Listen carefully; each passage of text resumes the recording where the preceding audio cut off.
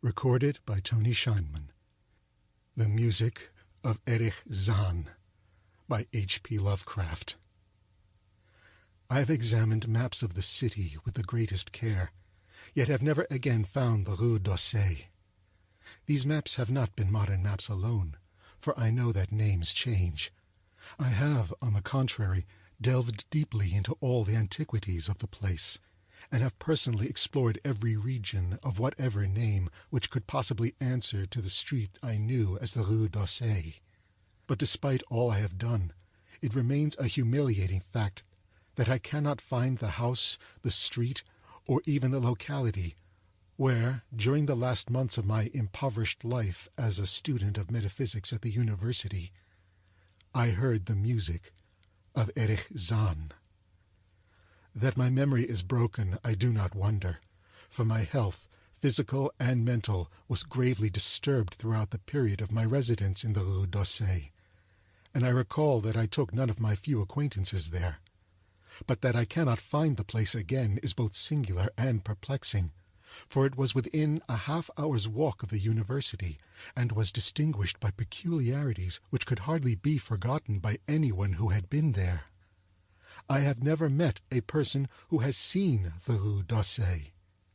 The Rue d'Orsay lay across a dark river, bordered by precipitous brick, blear-windowed warehouses, and spanned by a ponderous bridge of dark stone. It was always shadowy along that river, as if the smoke of neighboring factories shut out the sun perpetually. The river was also odorous with evil stenches which I have never smelled elsewhere, and which may some day help me to find it, since I should recognize them at once.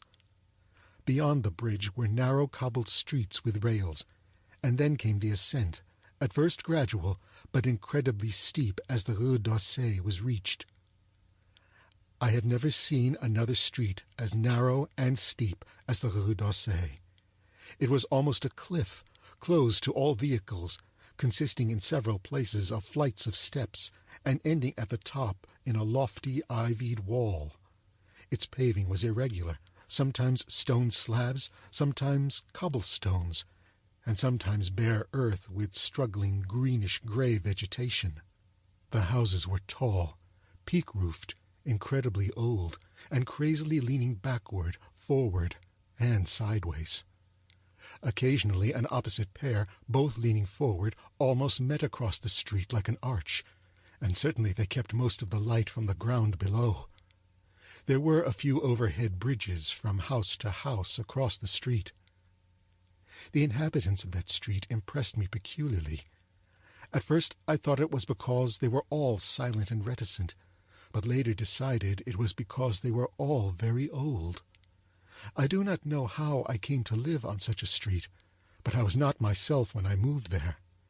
I had been living in many poor places, always evicted for want of money, until at last I came upon that tottering house in the Rue d'Orsay kept by the paralytic Blandot. It was the third house from the top of the street, and by far the tallest of them all. My room was on the 5th story, the only inhabited room there, since the house was almost empty. On the night I arrived, I heard strange music from the peaked garret overhead, and the next day asked old Blandot about it. He told me it was an old German viol player, a strange dumb man who signed his name as Erich Zann, and who played evenings in a cheap theatre orchestra, adding that Zann's desire to play in the night after his return from the theatre was the reason he had chosen this lofty and isolated garret room, whose single gable window was the only point on the street from which one could look over the terminating wall at the declivity and panorama beyond. Thereafter I heard Zann every night, and although he kept me awake, I was haunted by the weirdness of his music.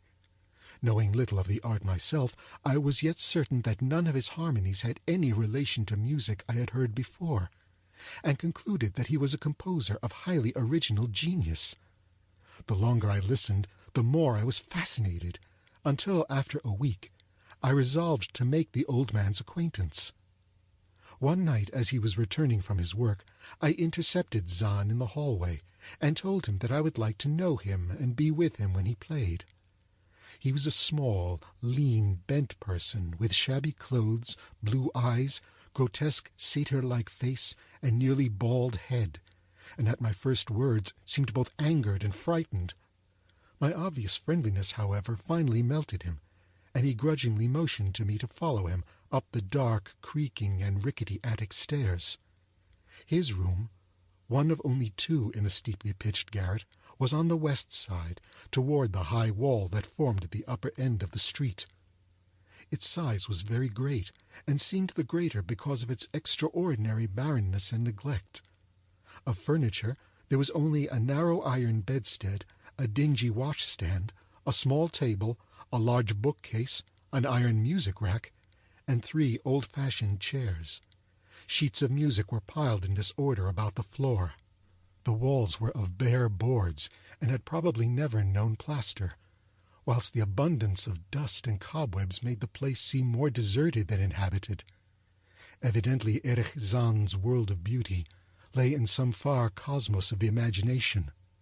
Motioning me to sit down, the dumb man closed the door, turned the large wooden bolt, and lighted a candle to augment the one he had brought with him.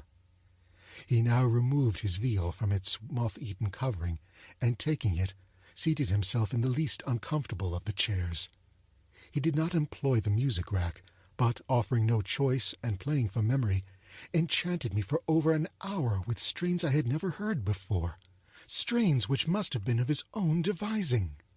To describe their exact nature is impossible for one unversed in music.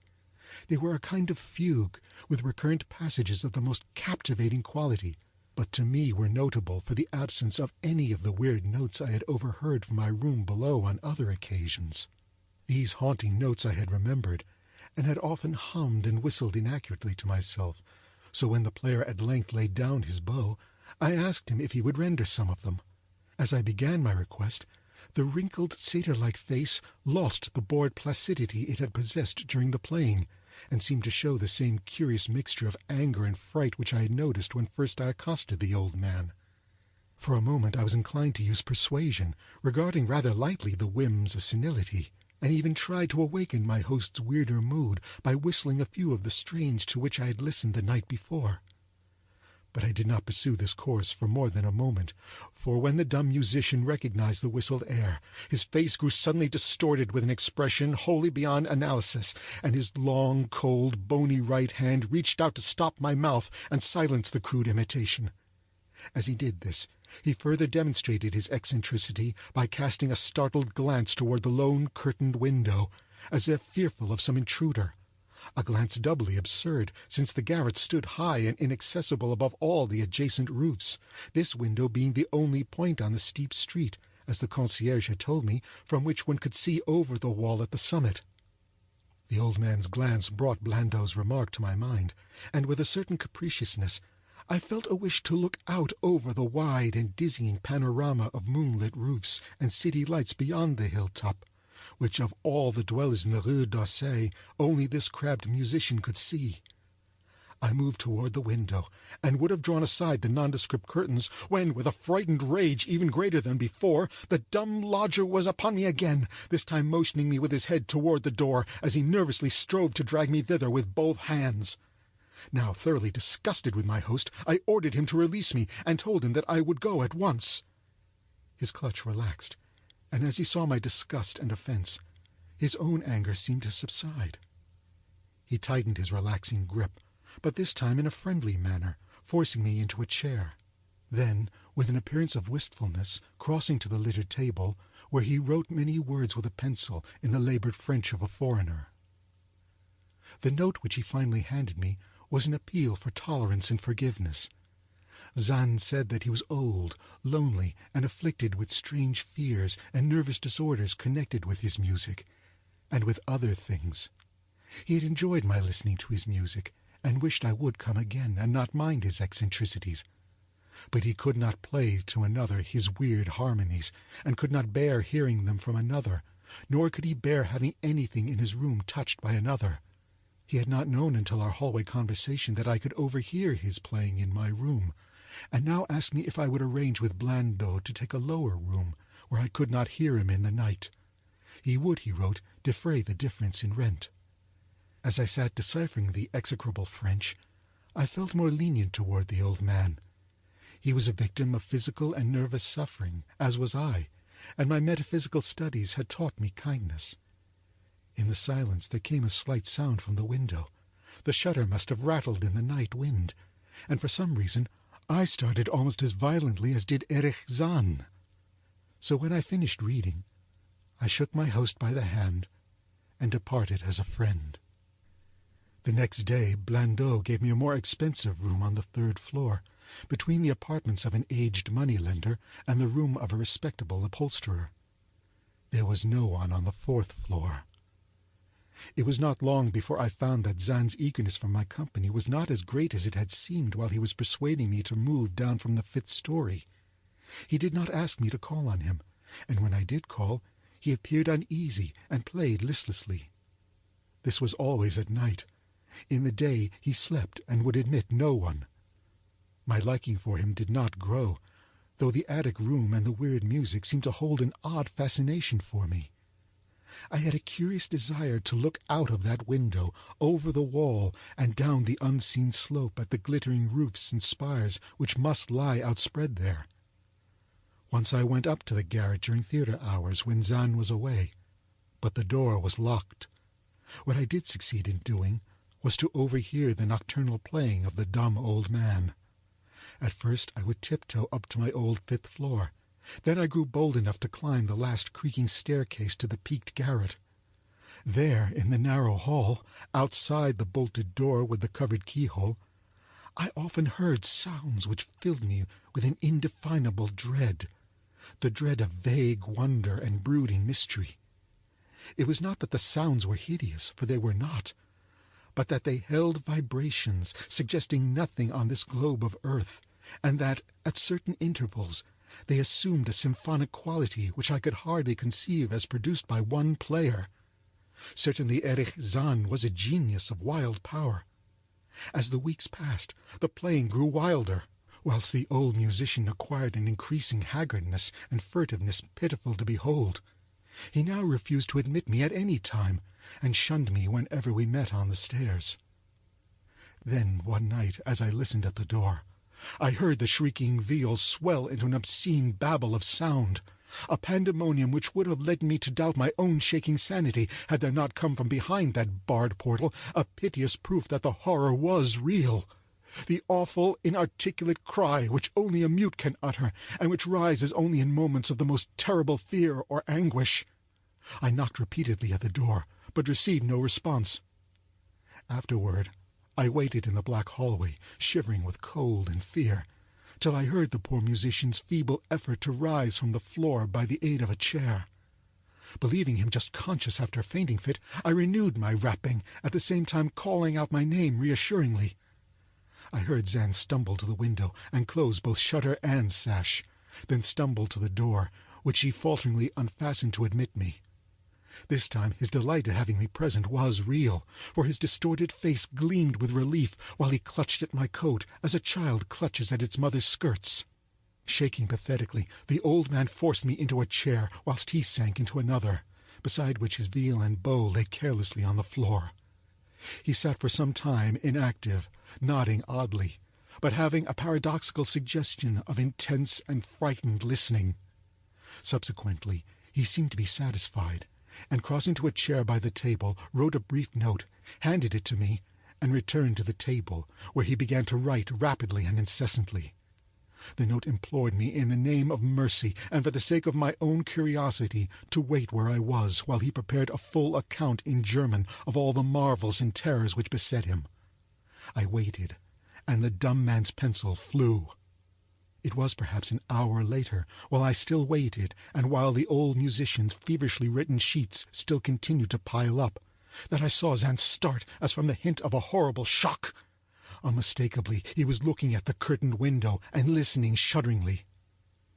Then I half fancied I heard a sound myself, though it was not a horrible sound, but rather an exquisitely low and infinitely distant musical note, suggesting a player in one of the neighboring houses, or in some abode beyond the lofty wall over which I had never been able to look.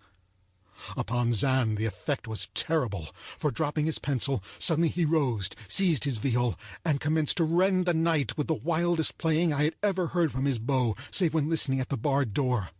It would be useless to describe the playing of Erich Zann on that dreadful night. It was more horrible than anything I had ever overheard, because I could now see the expression of his face, and could realize that this time the motive was stark fear. He was trying to make a noise, to ward something off or drown something out. What, I could not imagine, awesome though I felt it must be. The playing grew fantastic, delirious, and hysterical, yet kept to the last the qualities of supreme genius which I knew this strange old man possessed. I recognized the air. It was a wild Hungarian dance, popular in the theatres, and I reflected for a moment that this was the first time I had ever heard Zann play the work of another composer.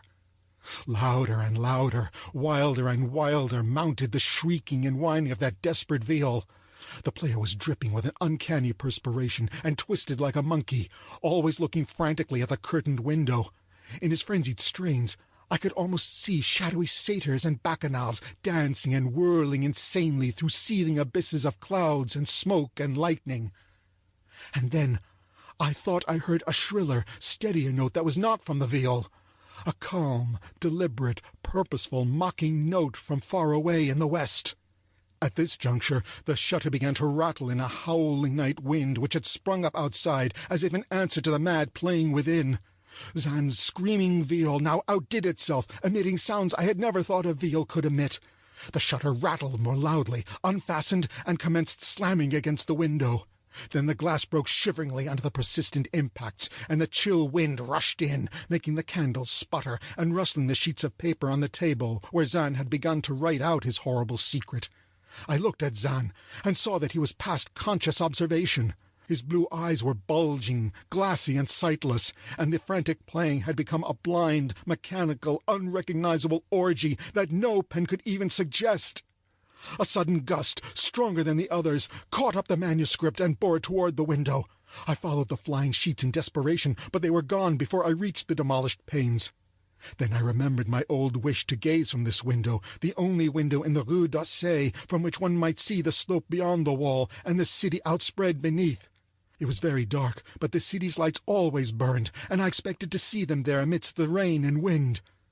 Yet when I looked from that highest of all gable windows, looked while the candles sputtered and the insane viol howled with the night wind, I saw no city spread below, and no friendly lights gleamed from remembered streets, but only the blackness of space illimitable, unimagined space alive with motion and music, and having no semblance of anything on earth. And as I stood there looking in terror, the wind blew out both the candles in that ancient peaked garret, leaving me in savage and impenetrable darkness, with chaos and pandemonium before me, and the demon madness of that night-baying viol behind me.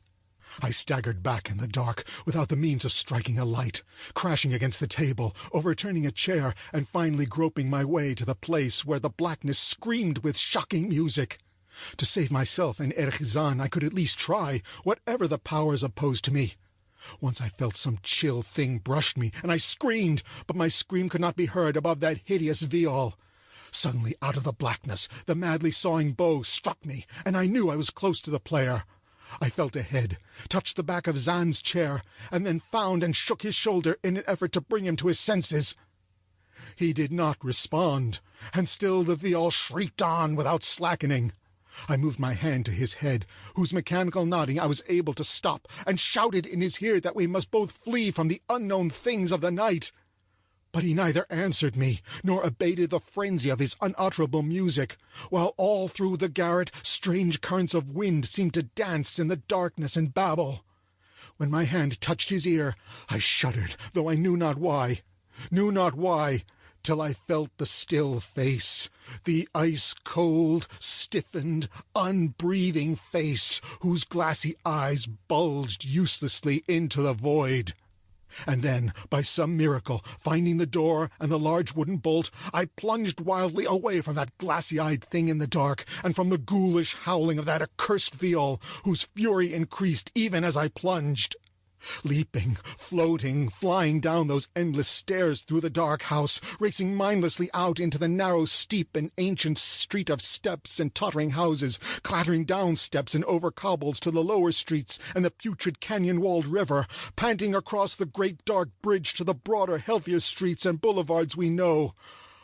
All these are terrible impressions that linger with me, and I recall that there was no wind, and that the moon was out, and that all the lights of the city twinkled. Despite my most careful searches and investigations, I have never since been able to find the Rue d'Orsay. But I am not wholly sorry, either for this or for the loss in undreamable abysses of the closely written sheets, which alone could have explained the music of Erich Zann. End of The Music of Erich Zann.